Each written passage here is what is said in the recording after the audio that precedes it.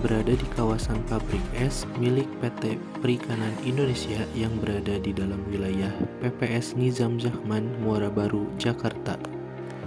Sumber air yang digunakan dalam proses pembuatan es balok ini berasal dari Palija. Air yang digunakan tidak melalui proses filter karena sumber air merupakan sumber air bersih yang sudah teruji. Tahapan proses pembuatan es balok adalah dengan cara transfer amonia melalui proses konversi gas amonia yang dingin menjadi gas amonia yang panas, dan dikembalikan dari receiver itu sendiri lalu dimasukkan ke evapolator dan bergerak ke akumulator hingga akhirnya didinginkan di kondensor. Setelah itu, cairan akan dikembalikan ke receiver lagi untuk disirkulasikan kembali ke tahapan proses yang seperti sebelumnya. Proses pembuatan es di pabrik es ini membutuhkan waktu 18 jam hingga es membeku seluruhnya.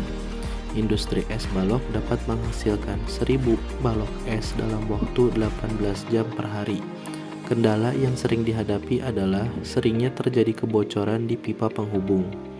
Untuk harga es balok adalah 15.000 per balok dan didistribusikan ke pasar ikan modern PPS Nizam Zachman. Untuk sekarang ini, banyak kapal yang memiliki freezer atau pendingin sendiri yang berada dalam palka kapal, sehingga para pengusaha industri es lebih memilih untuk memasarkan produknya ke pasar ikan modern, atau dijual kepada para pemilik industri pemasaran ikan, yang mengharuskan untuk menjaga kualitas ikan hingga daerah tujuan.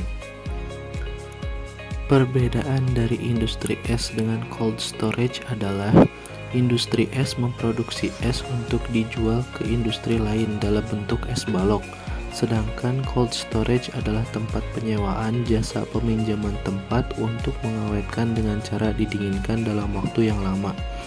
Cold storage biasanya diisi ikan-ikan dari perusahaan di sekitar Jakarta yang akan didistribusikan dari Pelabuhan Nizam Zachman ke industri pengolahan ikan.